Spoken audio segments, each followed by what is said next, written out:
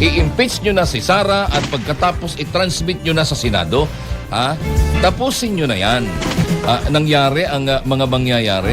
So lumabas ang katangahan ni Madriaga at lumabas din ang katangahan ng mga congressman na naniniwala sa kanya. Okay?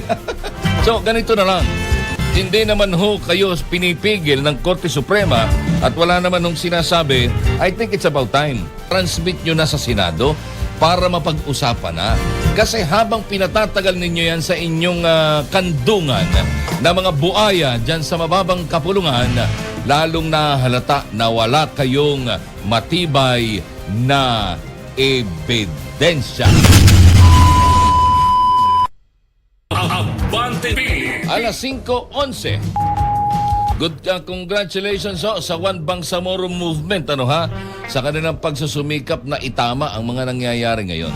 Sapagkat wala na ho talagang ibang laman ang mga balita natin ngayon kundi impeachment dito, Madriaga doon. Kaya it's about time. Kaya it's either dalawa lang yan, mangyari nawa yung panawagan ng One Bangsamoro na sana ho ay tingnang maigi ng Korte Suprema ang mga kaganapang ito at itama kung ito ay constitutional or unconstitutional ay magsabi na ho. Hindi naman ho nagsabi o hindi naman ho nagpalabas ng TRO, okay lang. Nangyari ang mga mangyayari.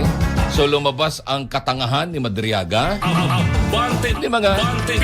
At lumabas din ang katangahan ng mga congressman na naniniwala sa kanya. Okay? So, ganito na lang. Total, hindi naman ho kayo pinipigil ng Korte Suprema at wala naman hong sinasabi, I think it's about time. Tapusin nyo na yan. I-impeach nyo na si Sara at pagkatapos i-transmit nyo na sa Senado para mapag-usapan na. Kasi habang pinatatagal ninyo yan sa inyong kandungan na mga buaya dyan sa mababang kapulungan, lalong nahalata na wala kayong matibay na ebidensya. Balita, impormasyon at balitaktakan. Kasama si Ronnie Ramos. Abante Pilipinas. Sa ngalan ng ating mga kasamahan sa loob at labas ng himpilan, ako pa rin po ang inyong yayamanin sa swabing tagapagbalita sa umaga, Ronnie Ramos. At narito ang ating mga headlines. House Justice Committee hearing sa impeachment versus VP Sara tatapusin na. ICC case ni dating Pangulong Rodrigo Duterte posibleng umusad sa full trial. Pilipinong suspect sa online exploitation pinaghahanap ng FBI. 1.4 million pesos na pabuya inilatag. Panukalang campus press freedom isinusulong sa Kamara ni Representative Laila de Lima. At US President Donald Trump inakusahan ng Iran na lumabag sa ceasefire deal. Balita, impormasyon at balitaktakan. Kasama si Ronnie Ramos. Abante Pilipinas. Ronnie Ramos. Abante Pilipinas. Siniguro ni Pangulong Ferdinand Marcos Jr. na maiuwi na sa bansa si dating Congressman Zaldico upang managot sa sambayanan.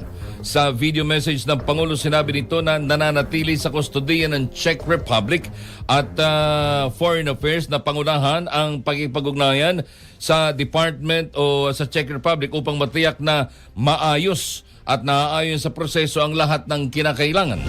Sinabi ng Presidente na magpapadala rin ito ng high-level coordination team upang tutukan ang pagpapauwi kay Ko sa Pilipinas. Mangangailangan anya ng sapat na panahon upang maisagawa ng tama ang proseso para maibalik sa Pilipinas si Ko na itinuturing na utak sa multibilyong pisong flood control scam. Abante Pilipinas. Kaya lang ho bakit ganon? Patuloy ho na tumatanggi ang Czech Republic, wala daw ho sa kanila. Tapos yung isa pang isang abogado pinapunta ron, staff ng ahensya ng gobyerno. Pinapunta sa Czech Republic, ala din daw nakuhang impormasyon tungkol kay Zaldico. Kahit daw yung Department of Justice doon o Ministry of Justice ng Czech Republic, wala din daw alam. Kaya sabi, kung walang alam ang ang Department of Justice, sino pa kaya? Paano pa magkakaroon ng impormasyon yung mga pinapunta doon? Abante Pilipinas. Kaya ang tanong ay, ano ba talaga? Ha? Sino ba nasaan ba talaga si Ko? O baka ito'y ginagawa lamang paingayin para nang sa ganon ay may pinag-uusapan ng tao. Hindi ba ga? Ewan, pero mali eh. Mali, nagagalit kayo, magpapakalat kayo ng fake news. Nagagalit kayo sa mga fake news. Kayo mismo eh. Nasaan? Ipakita ninyo sa amin. Kumbaga sa kidnapping ay proof of life. Di ba ga? Proof of life. Di ba? Ipakita ninyo. Wala. Puro daldal, puro salita. Samantalang ang Czech Republic, tumatanggi. Abante Pilipinas. Nasa ng diferensya ngayon? Nasa mainstream media ba? O nasa Malacanang na? Ronnie Ramos. Abante Pilipinas. Kaya, naku, kahirap minsang intindihan ang mga nangyayari dito sa atin. Pag nagsalita ka naman ng sobra, ipakukulong ka. Abante Pilipinas. Pag nagsalita ka naman ng hindi na nila gusto at nasasakta na sila, it's either tatawagan nila yung head ng inyong kumpanya at isusumbong ka para mapagalitan ka o tanggalin ka sa trabaho. Or, the worst is kakasuhan ka ng di umano'y paninirang puri o ng cyber libel. It's a tantamount to libel case. Di ba ga? O kasong libelo, kakasuhan ka para ikaw ay tumahimik. Samantalang sila nagkakalat ng maling impormasyon. Presidente pa mismo, o bakit hindi ninyo kasuhan? Abante Pilipinas. Sorry. Abante Pilipinas. Sira yung prompter wala akong nababasa. 5:17 ng umaga. Ronnie Ramos. Abante Pilipinas. Kasado na ang security preparation ng Philippine National Police. Sa sandaling mai-deport na pabalik ng Pilipinas si dating Congressman Zaldico.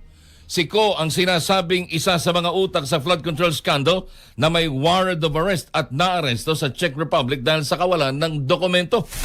Sa isinagawang press briefing sa Camp Crame, sinabi ni PNP spokesperson Police Brigadier General Randolph Tuanyo ang maaaring magiging proseso sa posibleng pag-uwi ni Ko.